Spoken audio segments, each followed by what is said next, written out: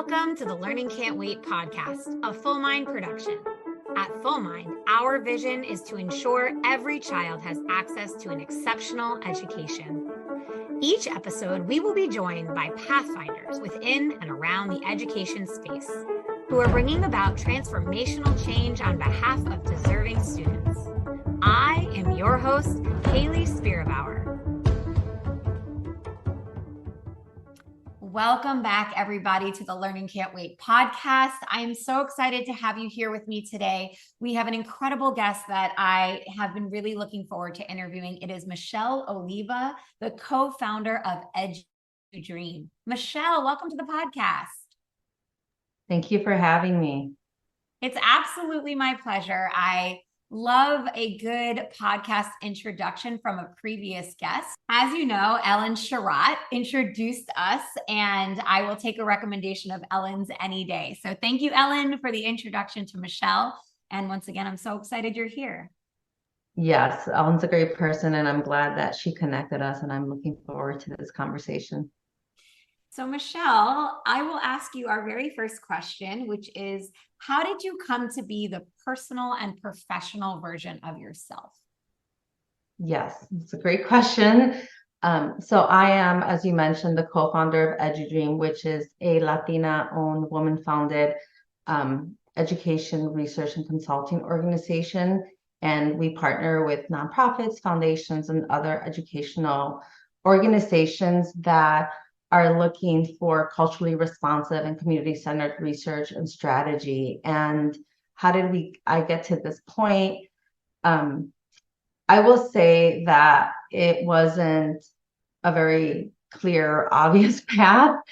I don't think that when I was in high school or in college, I knew that this was a position or a field, but my college experience definitely shaped me and made me reflect a lot on the importance of equitable access to educational opportunities. And so from that, I think education and understanding who has access, the quality of the schools became really important to me. And it was something that I really wanted to look into and understand. And I was a public policy major and really in sort of the sociology, social sciences in undergrad and graduate school. And so it was sort of a natural, to some extent, transition at that point to really merge my college and graduate training with something that was really personal and passion and a passion for me, which is understanding and answering big questions to inform policy. You know, so much of our experiences as the professionals we are today are grounded in our own schooling. You mentioned that college had a really profound impact on your career path and your personal path. Can you talk a little bit more about how and the what of the formative years of college for you that really drove you into the important work you're doing today? Yeah, I think it's important to share a little bit about my personal background. So my parents immigrated to the United States, to Chicago specifically, in their 20s from Guatemala, which is in Central America. And I was born in the US, but very much a daughter of immigrants. So I spoke Spanish at home, English in school, and attended Chicago public schools from kindergarten through high school. When I got to high school, I did have the option at that time. Chicago public schools had the option where you could apply to a selective high school. I don't know that they called it that. It wasn't as competitive as it is from what I hear now, but there was that option, and I opted for that and I applied to go to a different high school than my neighborhood high school, based on my siblings' experiences there and kind of what I wanted in a high school. Safety was really important, and academics.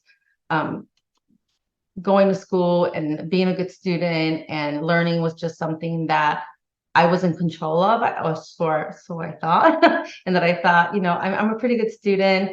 I love to learn. So that was important. And from my high school, which was Lane Tech, for those who are in Chicago, I went to the University of Chicago, and that was a huge transition for me. I thought I was prepared, and then I got there and realized, oh, I haven't read the books that many of the students here have read. I have not written to the level that, I'm expected to be able to write. I have not engaged in conversations, dialogue around these like issues or topics, or discuss novels out loud. I mean, to some extent, I had done that in high school, but not, it was very intimidating at that time, just to be able to voice your thoughts and your analysis of text out loud in a discussion group, or to really write the way the university expected you to write. They have a whole manual on how to write.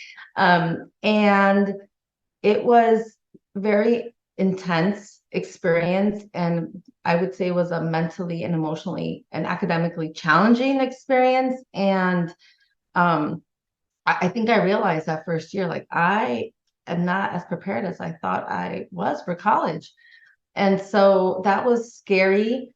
I think the other thing that was scary is that had um, I went to a high school that was very culturally diverse. So there were students from every background.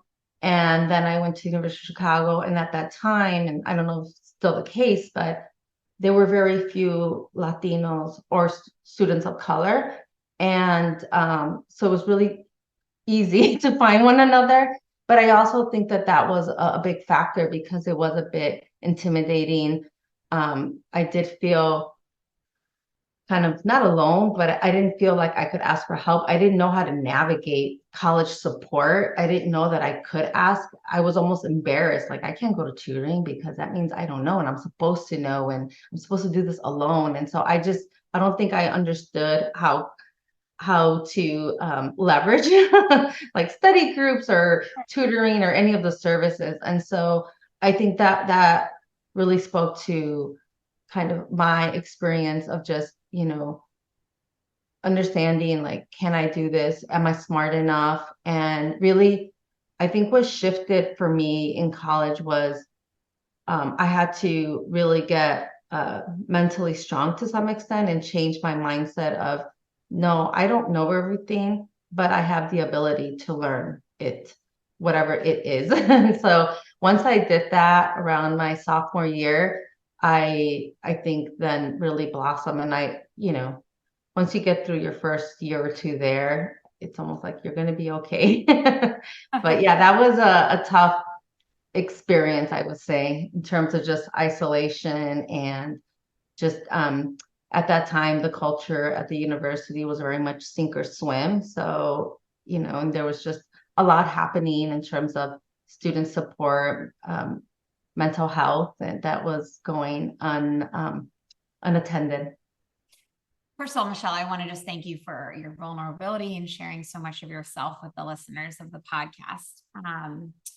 The experience you're sharing here sounds extremely trying and extremely challenging. And one of the points that really stuck out to me was your understanding of the experience in the moment as something you had to navigate alone. And that feeling of isolation and aloneness I can imagine, must have really tried your confidence and really wondering, like, is this the place for me? Is this what I'm meant to do?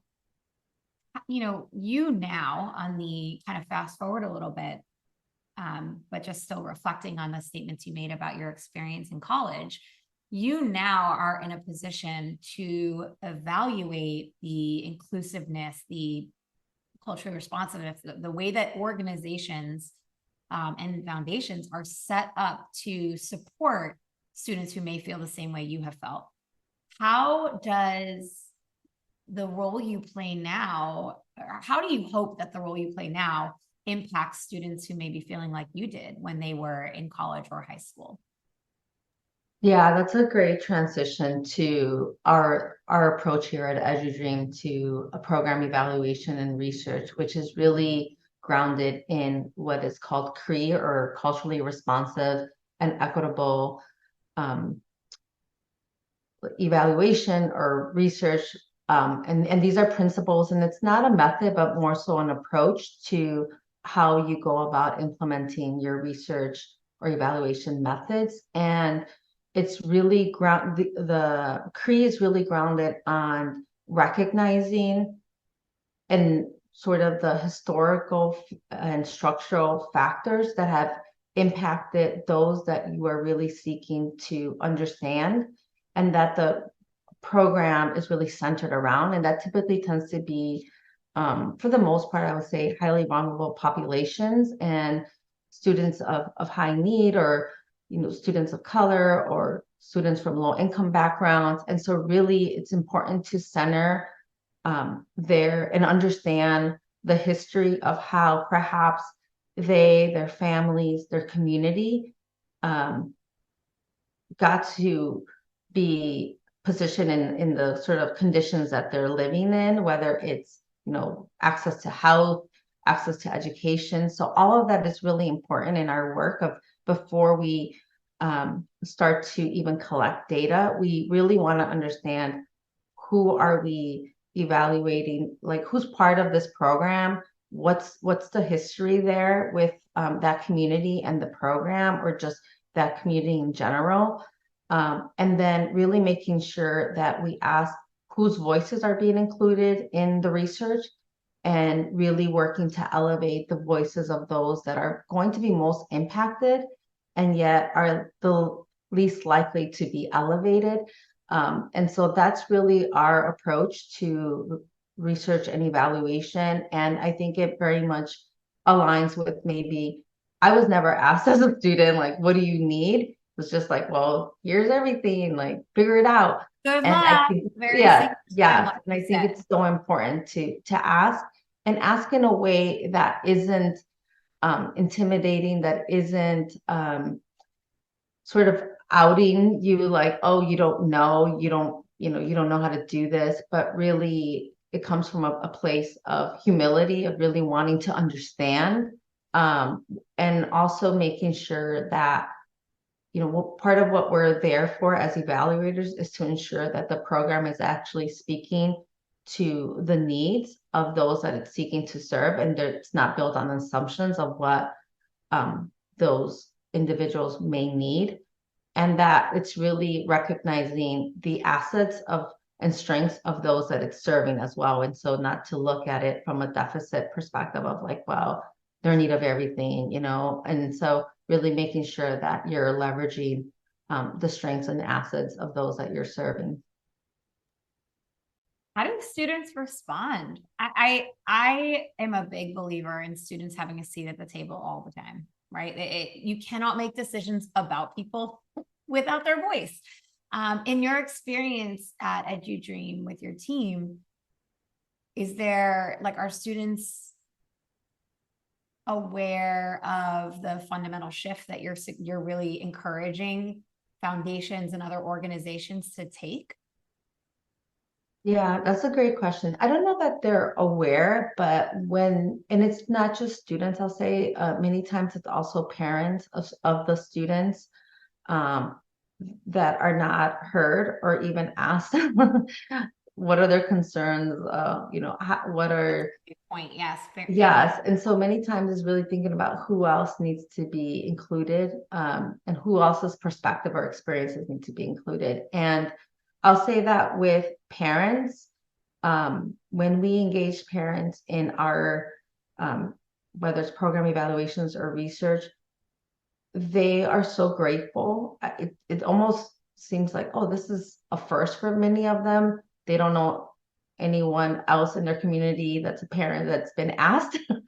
And so in the way that we engage them in conversation, where it's not an email, and I don't want to blast school districts, but I will say I get a lot of that. That's sort of how my district engages me as a parent, right? Like, here's all the information over email. And it's like, okay, like, sift, and but I'm not really being engaged, and there's no relationship building. And one of the things that we really strive to do is to build trust, and in order to make it more conversational and ensure that when we're asking questions, because again, we are following a protocol and we are facilitating focus groups or whatever it may be, however, or interviews, however we're collecting the data, it is important that there is trust, that there's transparency of what we're doing, who we are, what we're doing, why we're doing it, but also that they understand and know that there's value in sharing their story,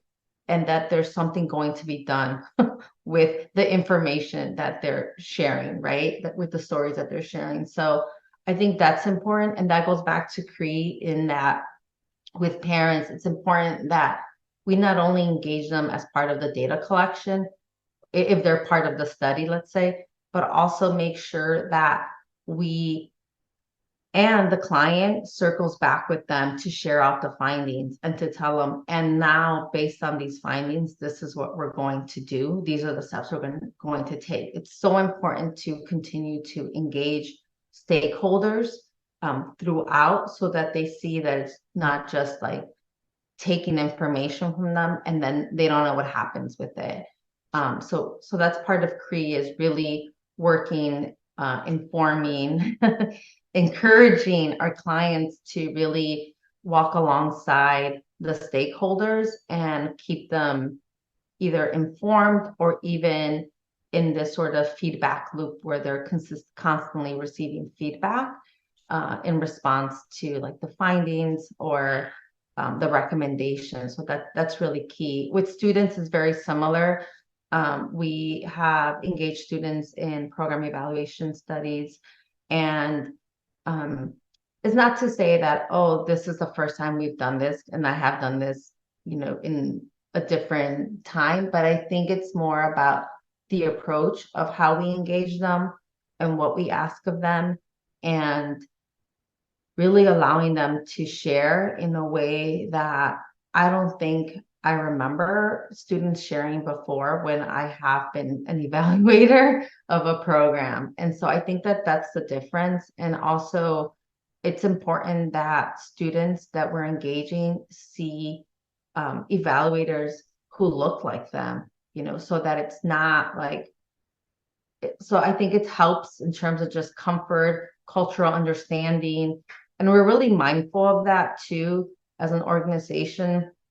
We don't say, oh, we can do an evaluation, here, there, everywhere, because we're really mindful of sort of the geography, the community, and if we're really the best suited to engage and lead that evaluation, or if there's a different organization. And sometimes we'll say, you know what, this is not for us. There's another organization that's actually located in your state and in your community, who understands your community far better than we do, and that we could. And so here's a referral. And so I think it's really knowing when you can and when you can't. And not to say that you can't just because you don't reflect the community, but there's a learning curve, and there's just importance of knowing the kind of the dynamics of the program. If the program is really geared towards a specific community, then I think we're much more mindful of whether or not we step into that work or not. That type of reflection is so valuable and sounds very aligned to the mission and vision of your organization. Tell me about the climate right now. I mean, you're working with various stakeholders. You're working with foundations and funders. You're working with schools. You're working with students and families.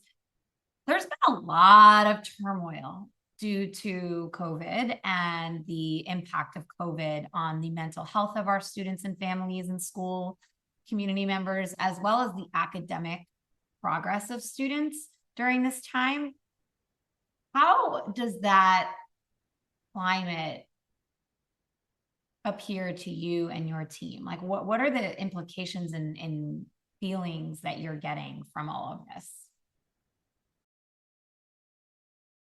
Yeah, that's a big question. There's a lot in there. It's huge. I mean, it's the world has changed forever, and we can never go back to what we were 4 years ago. And I'm curious how that's impacting in your space. Mhm. It certainly is. I think it's something that we're very aware of and continue to track. There's a couple of things, right? There's the impact of COVID on students and communities.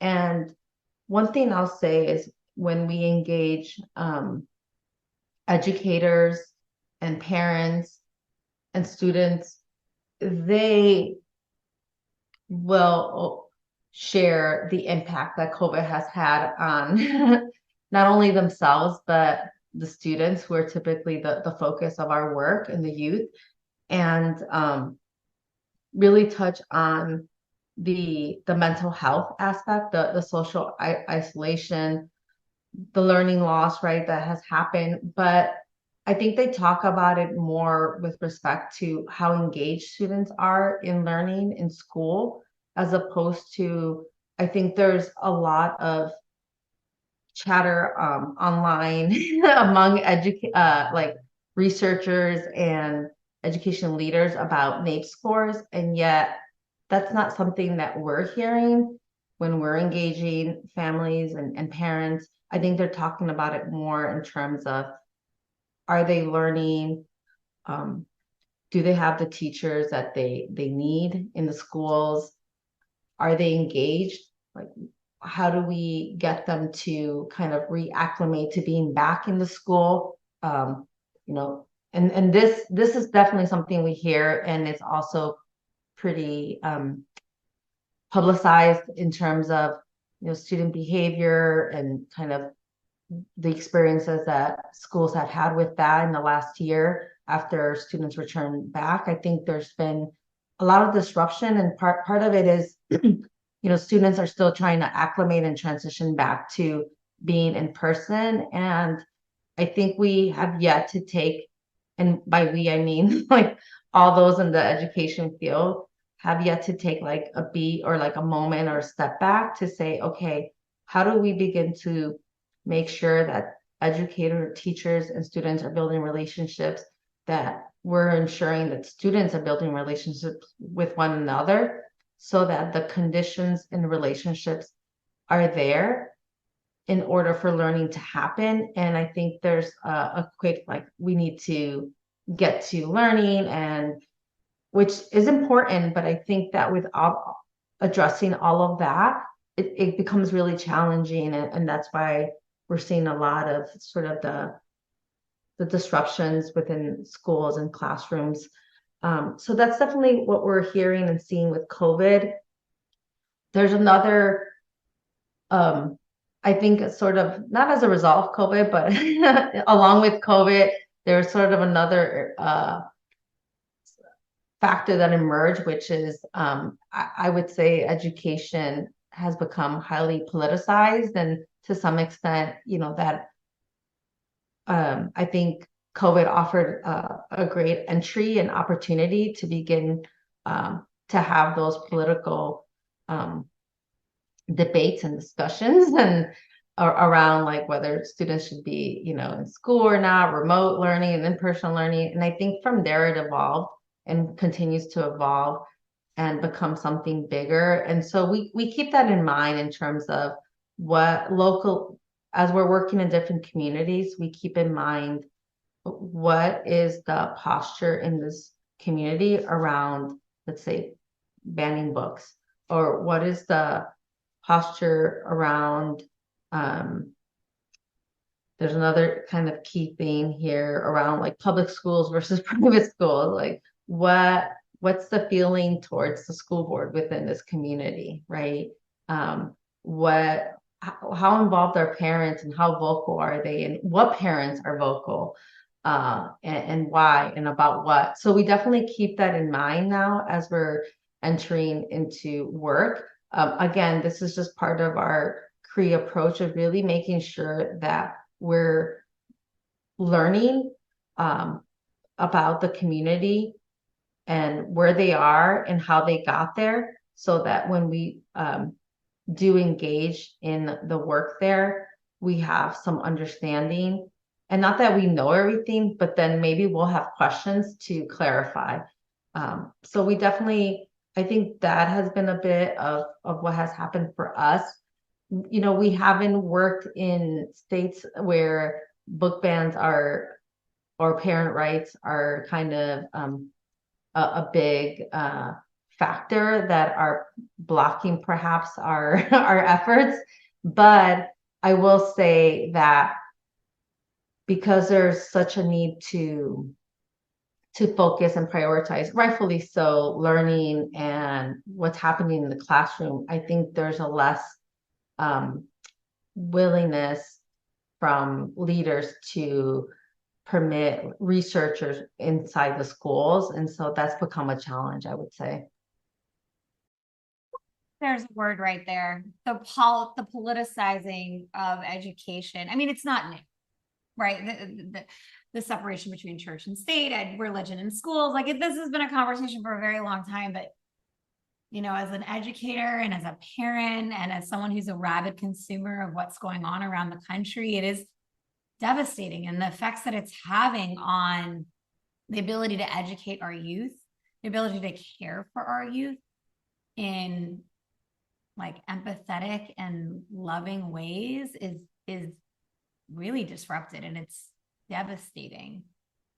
Your perspective is really valuable. I appreciate how you shared what you're seeing and what you're witnessing and what you're paying attention to.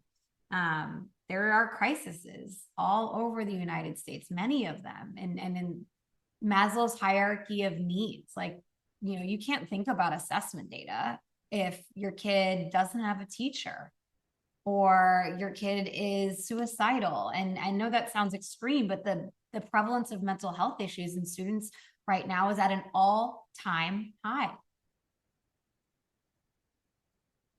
Yeah, sometimes I'm like, we have real problems before us, and there are so many distractions with that. It's important to center ourselves. So thank you for doing that, for centering. No, definitely. And I'll say that with you know, because there are these tensions and sometimes opposing views on what direction to go, that can also be founded within an evaluation study in terms of what are we trying to answer and why and for whom. And so part of CRE is to co-create the evaluation plan with stakeholders. And in some ways that also is really helpful because it ensures that not that there aren't any surprises, but I'll say that different perspectives are heard and that the plan is really being informed by those that are going to be most impacted by the results. And so that's a really key piece. It does take a lot of time up front to plan that. And we actually engaged in a co-creation very recently with a group of grantees from a foundation. And I really kind of tip my hat off to the foundation for even doing that. We spent about 5 to 6 months engaging in the co-creation of an evaluation plan. What that meant is that we facilitated conversations with the funders to hear their perspective on the goals of the evaluation, what they wanted to learn and why. And then we also had sort of deep interview with each grantee to understand their initiative, their work, and then kind of brought that together and started the bones of an evaluation plan, and then held and facilitated working sessions with the grantees only to really further like flesh out the evaluation, not only questions, but data sources, which is really important. I think that that's different from my past experience as an evaluator. In the past, we would, and I say we, but there would be RFPs for an evaluation, and then the sort of reaction is like, we're going to propose everything, that sounds great and is highly robust and rigorous. And that's really great. It's needed in the field, but there wasn't a moment to pause and ask, what data exists? What data can the program provide? Is this really viable? And so many times, once we would get to that component of the evaluation in my previous life, like, we would hit a lot of roadblocks because the data didn't exist, weren't in the structure or format it needed. There was no amount of cleaning that would get it there. And so there were gaps. And so all of that. And so with co-creation of an evaluation plan, we really engage in conversations that are very open about what data are the grantees collecting? How are they collecting those data? And really making sure that we're aligning the data sources with the questions. That doesn't mean that we don't challenge and encourage and even help them build other data tools. But then now we know that we have to build that into the evaluation plan. So it's a little different. I think you've perfectly segued me here to the very last question, which would be, I normally ask folks, what would be your advice for an educator starting their career today? But you have done a great job of setting me up to ask you, what advice would you give a foundation in the space, the education equity space today? Yes, I think with evaluations, there's two things. One, really thinking about the time and the resources needed for co-creation and actually engaging in some of that so that they can see the value. There's more buy-in. There's also it's more realistic in terms of what is possible. And so I think it's important to really invest in co-creation of evaluation plans. I also think that even if an evaluation plan has been drafted internally, I think giving more time upfront in the planning stage is important. In particular, if it's going to require engaging community members, whether it's students or families or community leaders, it's really important to have that time up front. And the reason why is not just to reach out and say, hey, we want to interview you, or we want to survey you, but really to be able to build those relationships and that trust. And that takes time, and sometimes there isn't enough time. And so that's important. And I would encourage them to really think about how to do that if what they're really looking to do is equity-centered evaluations. Michelle, you have shared so much wisdom and really centered an important conversation today on the podcast. Thank you so much for taking time out of your day to join me. Thank you so much for having me. Appreciate it. I know that after meeting you and hearing you speak here today, it's given me a lot to think about, especially as we frame the conversation about what's working for kids and how it's working for kids. And I hope that the listeners take that away from today's episode as well. Thank you. Thank you. And thanks for everybody who joined us.